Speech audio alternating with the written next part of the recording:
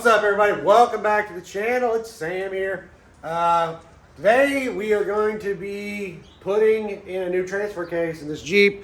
If you saw my last video, you'll know that I went to go off-roading and didn't make it halfway down the road, and my transfer case exploded. I'll put a little link here if you want to go back and watch it. But it's been about 2 weeks since that happened, I guess. I've been spending most of that time trying to find a transfer case, trying to decide what I want to do.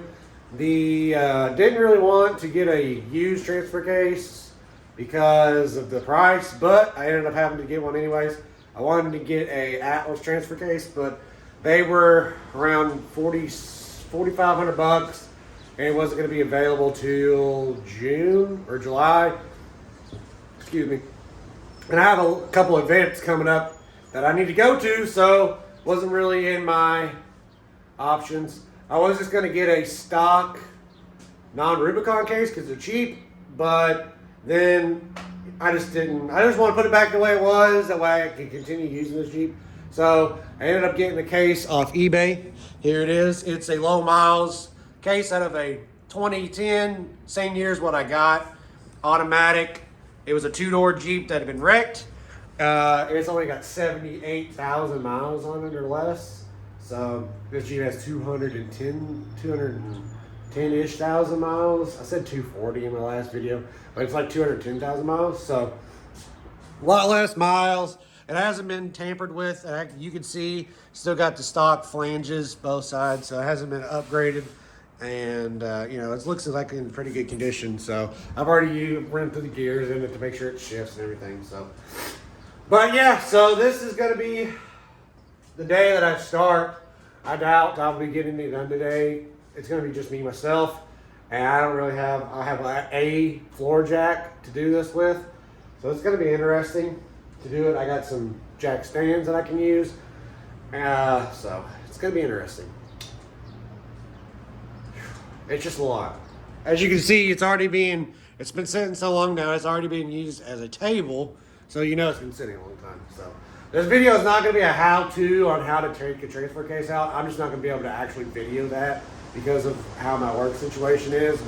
I'm not going to be able to get a camera up in there to show you, especially being by myself doing this. So I'm just going to give you the whole overview of how it ends up, what challenges I'm having and everything like that. I've already went through a couple days ago, started PB blasting, trying to get these bolts that haven't been ever tampered with, broken free from any kind of rust or anything like that. So let's start doing this. I really am dreading doing this, but I got to get it done. So it's already been 2 weeks with the Jeep down. So let's get this thing, let's go underneath here, and I'll show you some underneath shots, and then we'll start taking some stuff apart.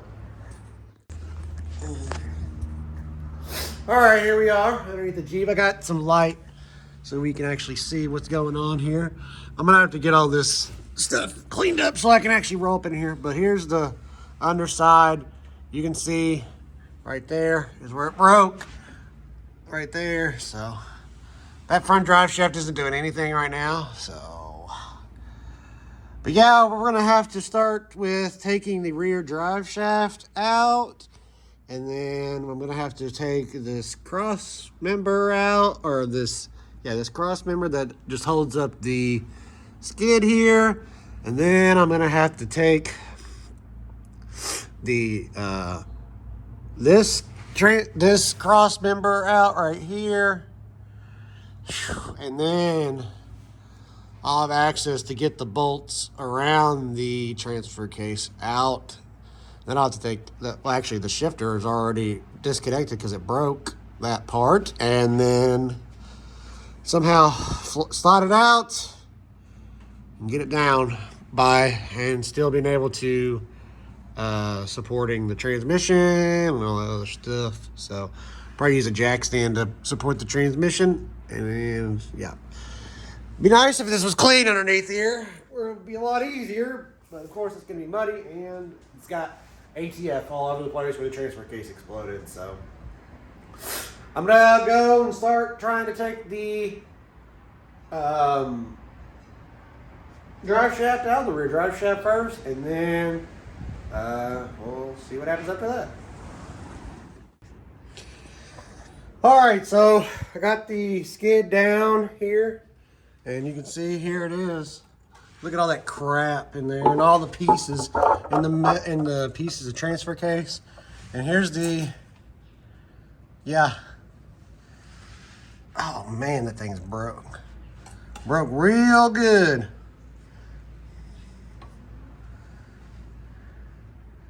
So it shouldn't be that bad to take out, honestly. I have way more access than the other one. Yeah. But I had to do that to take, so I can get access to the rest of these bolts on the drive shaft. So I already got all those down there loosened, hand loosened, so they're loose. I just need like one more over here, and then that'll be loose.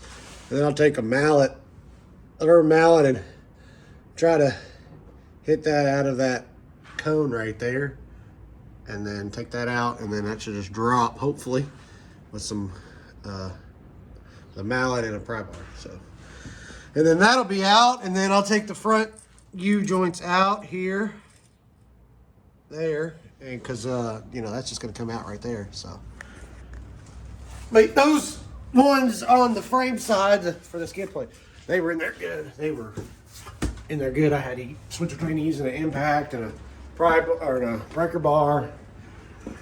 Try not to break anything. Try not to break anything that's not already broke. Well, we get back to it. Turn my music back on. Get cracking on this thing. All right, finally got the drive shafts out. Worked on the rear one for a long time. The front drive shaft. The drive shaft where it meets the case came out easy. The one that back there, the one that on the diff side, God, it's a pain. You got to have a punch, and you got to go around and punch it out little by little, and it's seized in there. Whoever designed that, I know there was a reason for that, but why didn't you just put U-joints in there like every other vehicle from, you know, the dawn of time? You know, I know it's probably better or more fuel efficient or whatever, but it's stupid. Stupid. Just put a U-joint in there.